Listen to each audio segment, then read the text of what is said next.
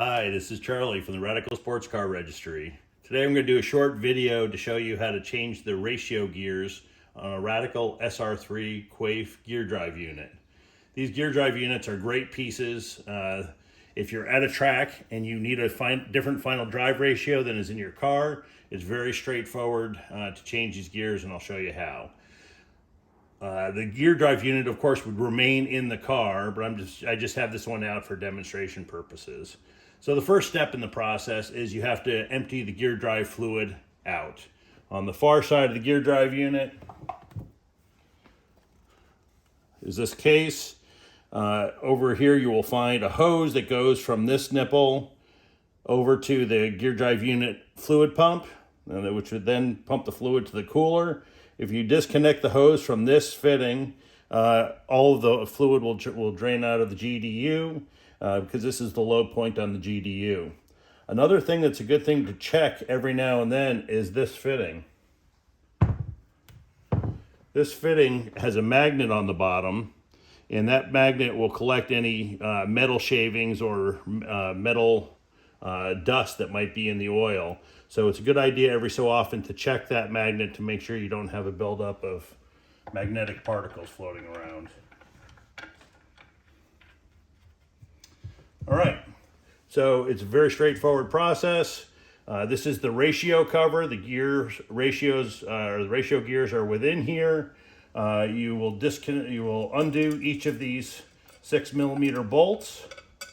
One thing to watch for when you do this is it's fairly common for people to use the wrong washers on these. You can see this one has a split washer, a standard split washer, and a standard washer on it.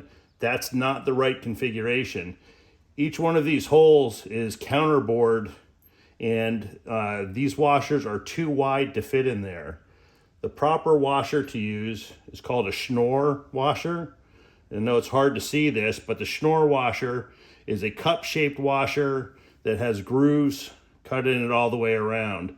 This washer is a great anti-lock washer, and it actually fits properly inside this counterbore, so it'll get you a good seal. Okay, so you take off this cover. Once the cover's off, you will see that you've got two nuts in here. This nut, it says on here undo that way. It's a reverse nut, so a reverse threaded nut. For this one, you'll use a 42mm socket. For this nut, you're going to use a 33mm socket. I used an impact gun, but you could also use a large wrench or pry bar. What I do is I take a rag and I jam the rag in there, and what that does is that'll keep this from rotating. You put this on with the impact gun and they come right off. You'll notice on here that these are actually staked on. Once you reinstall these, you will hit this edge with a punch to bend it into these holes a little bit, and that will hold it in place. The nut on this side is staked on this edge, and you will take a punch and you'll knock the edge into that hole to keep it from coming off. Once you take off the nuts, you've got a bearing that comes off, a spacer, and then the gear ratios come right off. And you can change it to whatever your favorite ratio is for that race. To put them back together, you just reverse the process.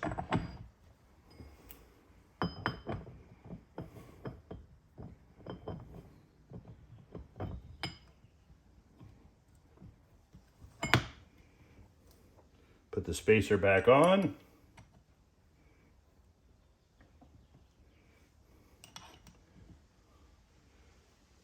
Put the bearing back on.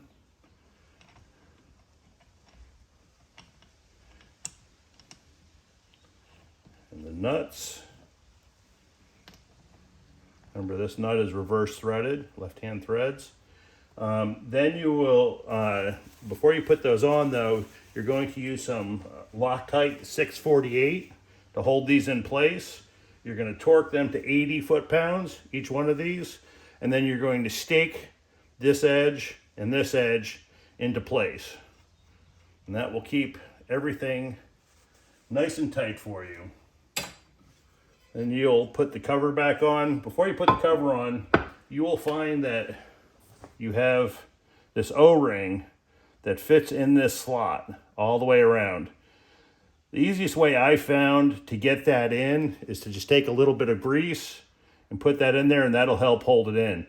Even once you've done that, you'll find that it'll appear that this is about 1 inch too long. And so what you really have to do is you just have to keep working it back and working it around until you're evening out the extra material for that O-ring, and then get it in that slot. Once the O-ring's in place, which I didn't do for the demonstration purposes, you'll put this cover on using the proper Schnorr fasteners, and then you'll torque this down using a standard star pattern here, here, here, here, here, here, and so on. And then you will torque each of these from between 10.6 foot-pounds to 12 foot-pounds. Then you reconnect the hose, and then refill the GDU fluid up here until it comes out of this hole. This is the overflow hole. Don't be tempted to put a little extra fluid in. People like to do that. And what happens is if you put just even a little extra fluid, you'll find that you're going to be blowing extra fluid out of this vent. So just use the proper amount of fluid. So the fluid should just barely come out of this full level hole. So that's it. I hope this is helpful. If you have any other questions, feel free to visit us on radicalsportscarregistry.com and share in the conversation. Thank you very much.